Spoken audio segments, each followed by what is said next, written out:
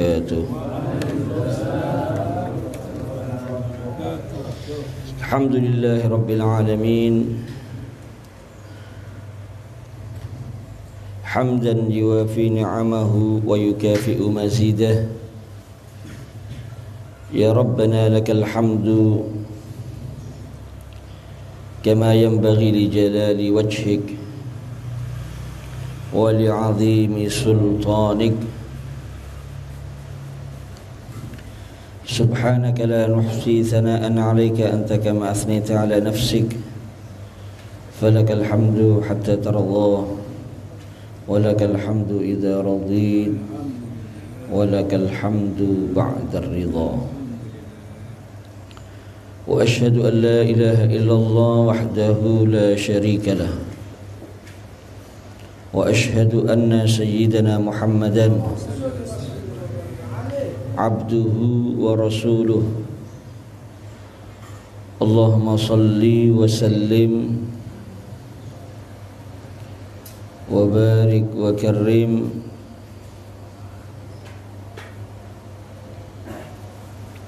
ala al-mudhallali bil ghamamah al-mushaffa'i fil qiyamah habibina wa syafi'ina qurrati a'yunina nuri qulubina Muhammad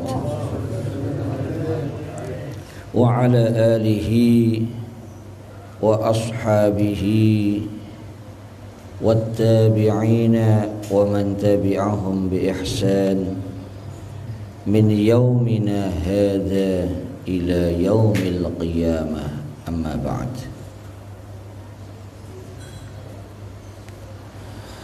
Rabbi syrah li sadri wa yassir li amri wahlul 'uqdatam min lisani yafqahu qawli. Hadirin yang dirahmati Allah Subhanahu wa taala, alhamdulillah, pertama-tama kita panjatkan rasa syukur saat ini kita bersama-sama dikumpulkan dalam majlis yang penuh barokah. Salawat serta salam kita haturkan, kita hadiahkan kepada junjungan kita, teladan kita, Nabi besar Muhammad sallallahu alaihi wasallam. Masih melanjutkan sejarah hidup atau biografi Al-Allamah Al-Habib Muhammad bin Abdullah Al-Haddar rahimahullah. Metode beliau di dalam pendidikan anak, yang mana tidak lain dan tidak bukan sumbernya dari Rasulullah sallallahu alaihi wasallam.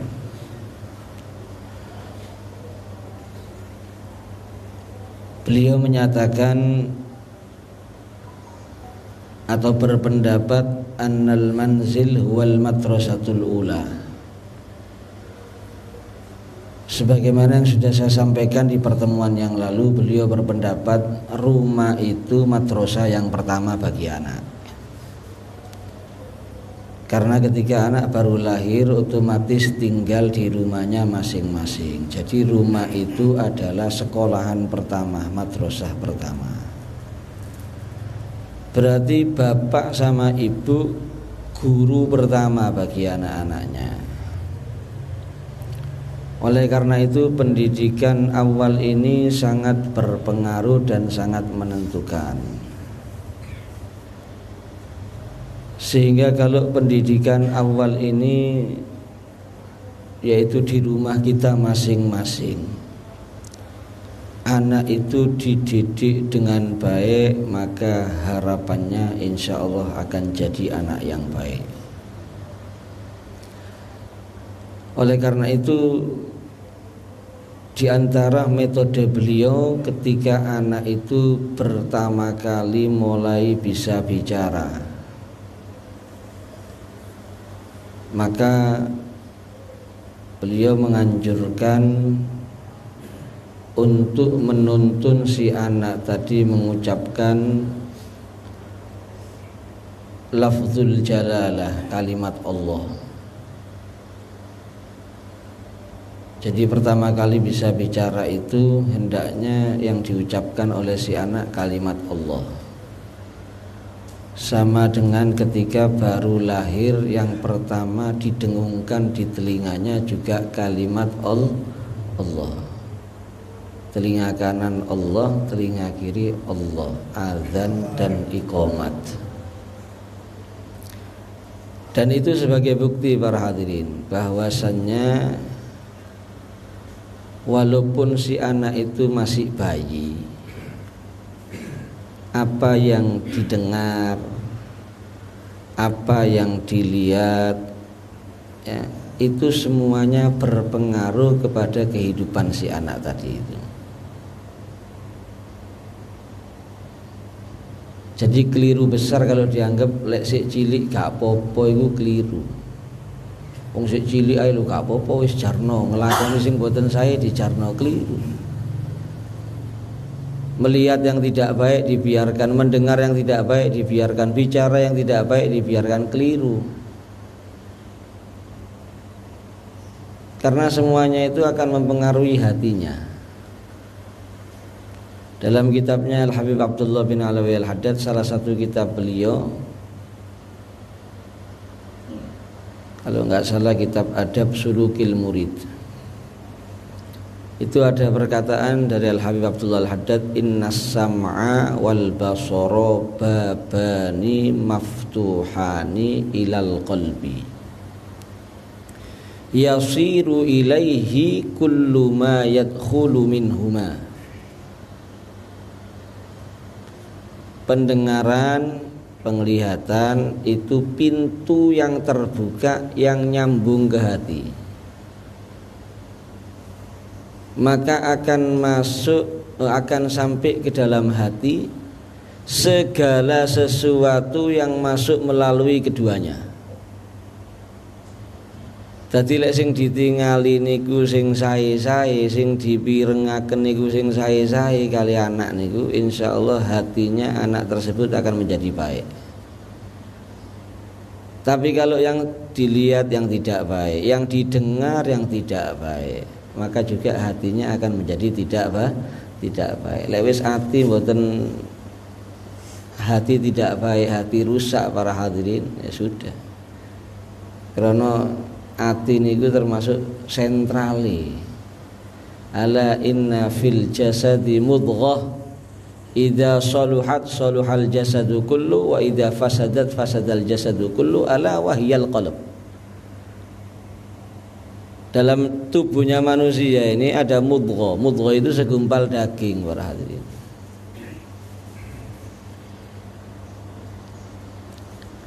Jika segumpal daging itu baik, anggota badan ini akan baik. Artinya yang dilakukan itu yang diridhoi Allah. Yang dilakukan itu amal soleh. Mata ini akan berbuat baik, telinga juga gitu, mendengar yang baik, mulut bicara yang baik. Semuanya itu dari mana sumbernya? Dari hati. Remote ini hati. Tapi kalau sudah segumpal daging itu tadi tidak baik, banyak penyakitnya, banyak kotorannya, anggota badan ini juga akan mengajak kepada perbuatan yang tidak baik. Meripat niki hobine ningali sing mboten sae, kuping niki senenge ngrungokno ya sing gak apik. Bicara juga gitu, bicara yang tidak baik. Apa segumpal daging? Ala wahyal qalb. Segumpal daging itu adalah hati kita masing-masing. Oleh karena itu monggo anak jenengan niku lahir niku bersih atine bersih. Cari diiseni opo? Kan ngoten kaya gelas nih. Gelas bersih wadah tergantung sing iseni. Sampeyan iseni apa katene? Diseni susu. Diseni madu. Utawa diseni apa? Racun. Diseni kotoran, ki saged tergantung tiang sepuh kali niki, bapak ibu niki guru pertama. Oleh karena itu monggo hati-hati napa malih zamane kaya ngeten iki. Ini metode pendidikan anak, konsep yang diajarkan oleh Nabi Muhammad sallallahu alaihi wasallam. Sudah, nggak usah eksperimen yang lain-lain kita sudah. Nggak usah coba-coba metode yang lain, Bun. Gak kira no berhasil. Gak kira no berhasil. Yang terjadi malah amburadul iya. Sampai tinggal di zaman mungkin, Bun. Gimana itu kelakuannya anak-anak umat Islam? Berapa banyak orang tua yang kecewa dengan anaknya,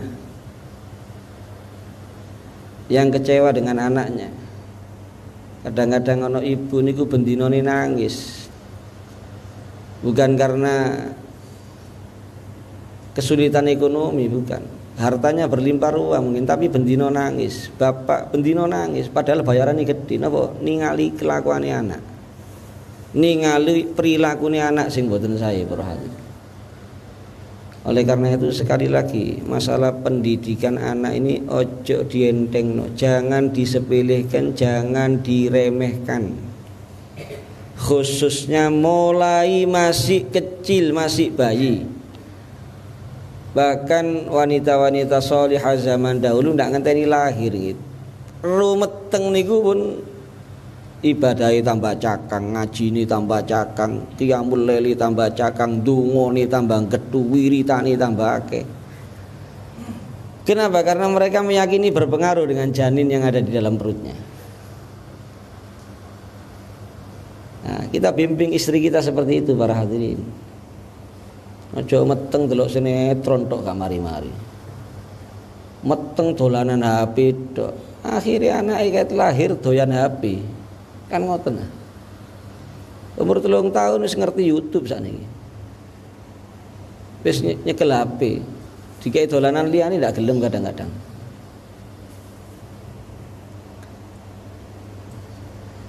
Jadi yang paling penting mulai kecil pertama bisa bicara, dikenalkan dengan lafzul jalalah Allah, dan begitu seterusnya. Duduk pembukaan itu zaman sak mangkin lah, pertama lahir to azan qomat, mari ngono gak tahu meneh wis ngrungokno azan, ngrungokno qomat, ngrungokno musik, ngrungokno lagu anake. Kadang-kadang dung-dunge ambek nyanyi ibuke, duduk ngaji nyanyi, dung-dunge nyanyi. Nina bubuk dung-dung ambil la ilaha illallah lah enak, ambil sholawat nang Kanjeng Nabi. Loh, itu jangan dikira nggak berpengaruh. Jadi itu semuanya berpengaruh para hadirin. Ndak ngenteni gede pengaruh niku, mulai cilik niku lek sing ditingali napa nggih berpengaruh niku. Makanya kula sering nyritakaken teng Indonesia niki nanti kejadian. Ada kejadian apa? Anak umur 5 tahun lompat dari lantai 19. Terjun bebas ya. Waktu kejadian sama kakaknya umurnya 8 tahun. Niki sanes teng luar negeri nggih, teng Indonesia nih. 5 tahun lek bunuh diri lah ndak mungkin lah 5 tahun. Ya. Subhanallah, kali polisi diinterogasi kakak ini ku ditanglet-tangleti. Kira-kira nopo penyebabnya adik niki kok sampai lompat dari lantai 19 ya. Kesimpulannya polisi, ternyata si anak yang umur 5 tahun ini lompat dari lantai 19 karena niru Spiderman. Niru apa? Spiderman. Berarti pengaruhnya apa? Pengaruhnya televisi yang ditonton tadi, itu yang berpengaruh kepada dia. Makanya mau golek sakit nggih, mulai cilik niku ojo oleh nyekel HP. Gimana caranya? Yo sampean lek kate HP-an ojo di ngarepe anak lek iso. Kan gara-gara ningali panjenengan, nah kepingin akhirnya nang HP masih cilik. Ojo oleh nyekel HP lek iso masih. Napa malih HP niku isine lak macem-macem ah. Nauzubillah min dzalik niku lek mboten kuat iman bahaya niku HP niku. Televisi juga demikian. Lek kate dikongkon ndak ada TV abot koyo iki ya. Koyo fardhu ain TV kisane iki kan. Duduk fardhu kifayah maneh. Koyo fardhu ain. Lek biyen kan sing duwe TV ngenteni wong sugih, sakniki pinggir kali gedhek miring kate robo TV-ne gedhe katik wifi sian. Nggih. Soro lek kate dikongkon ndak ada TV. Cuma yang ngono. Kita harus mengakui umat Islam, tayangannya televisi itu lebih banyak merusaknya daripada mendidiknya. Makanya kudu diseleksi. Diseleksi aja kabeh oleh didelok ambek anake jenengan. Sampeyan tingali sinetron-sinetron di TV, ngajari akhlak ta? Mboten. Boleh wong tuane ndak nuruti karepe anak, senggerang-senggerang wong tuane. Diamuk-amuk wong tuane nggih. Ngomong kasar nang wong tuwa, diancam minggat teko omah. Lho ngajari akhlak ta, ngajari birrul walidain ta kaya ngoten iki. Lho itu sering dilihat oleh anak-anak kita. Kita yang menyiapkan televisinya, anak kita duduk di situ ngelihat yang seperti itu. Ya pantes gede didik kurang ajar nang wong tua pantes. Karena pengaruh TV mang iku. Kalau pendidikan yang benar bagaimana? Ya mulai kecil itu anak dikenalkan kepada Allah, kemudian juga dituntun zikir-zikir, ya bacaan-bacaan yang diajarkan oleh Nabi Muhammad SAW.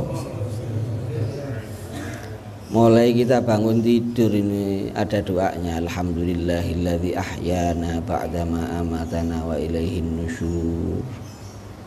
Jadi itu mulai kecil dituntun anak kita. Nah, maca donga iki nak. Mau masuk kamar mandi diajari, nak kalau masuk kamar mandi kaki kiri dulu.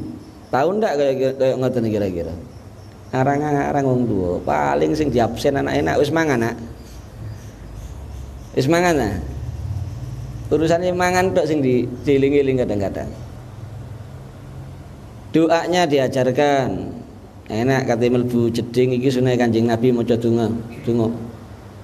Bismillahirrahmanirrahim. Allahumma inni a'udzubika minal khubuthi wal khaba'ith. Metu nak sikil tengen dhisik. Lek perlu lek metune sikil kiwa kon balik. Balik ana, balik maneh. Sikil tengen metune. Ayo maca donga nak. Alhamdulillahilladzi adhaba 'annil adza wa 'afani. Ini cara didik anak seperti itu para hadirin. Jadi dibimbing temenan ambek wong tuane. Ini termasuk kelemahan kita di zaman sekarang. Makanya monggo khususnya sing duwe anak sik cilik-cilik niku kesempatan iki mumpung sik cilik, bimbingin terus. Ketok mangan tangan kiwa anak jenengan aja dijarno. Ayo nak tangan elek iku nak, tangan elek aja kayak tangan tengen. Ayo bismillah dhisik. Bismillahirrahmanirrahim. Allahumma barik lana fima razaqtana warzuqna khairam minhu. Terus dibimbing ini sunnah-sunnahnya Nabi SAW, doa-doa yang diajarkan Nabi SAW. Insya Allah barokah sing kaya ngoten niku jadi anak yang soleh para hadirin. Karena kehidupannya selalu diisi dengan sunnahnya Nabi Muhammad, doa yang diajarkan oleh Nabi Muhammad SAW. Kemudian dididik tentang apa? Akidah. Ya, awwalu wajibin 'alal insani ma'rifatul ilahi bistiqani, katanya Imam Ibnu Ruslan. Akidahnya, tauhidnya itu dimantapkan. Tidak ada Tuhan selain Allah. Raditu billahi rabban, bil islami dinan, Muhammadin sallallahu nabiyyan wa rasula. Jadi masalah akidah dimantapkan. Kemudian juga dikenalkan sama Rasulullah SAW. Anak wong Islam sak mangkin iki mungkin ya kenali kali Kanjeng Nabi niku paling namine Muhammad. Abahnya Abdullah, ibunya Aminah, lahirnya Mekah, wafatnya Madinah. Wis 5 iku tok wis. Lintu-lintune sing berkaitan dengan Nabi Muhammad sallallahu alaihi wasallam banyak yang enggak ngerti, banyak yang enggak tahu. Gimana nggih keistimewaane Kanjeng Nabi, gimana perjuangannya Kanjeng Nabi, gimana pengorbanannya Nabi Muhammad, gimana cintanya Nabi Muhammad kepada umat, gimana nanti Nabi Muhammad itu memberikan syafaat di akhirat. Banyak hal yang berkaitan dengan Rasulullah SAW yang tidak dimengerti oleh umat Islam, sehingga walafu mohon maaf kadang-kadang mahabbah itu Kanjeng Nabi niku boten mantep temenan para hadirin. Kenapa? Karena kita kurang kenal sama Rasulullah. Makanya anak kula jenengan mulai cilik niku monggo sampean sering-sering lenggah critakaken. Waduh ndak iso aku lho, sampean tumbas maulid tiba utawa maulid simtuturor sing terjemahan sampean waca bendina. Lungguh ambek anak mumpung sing cilik-cilik khusus nggih. Critakno niku Kanjeng Nabi niku.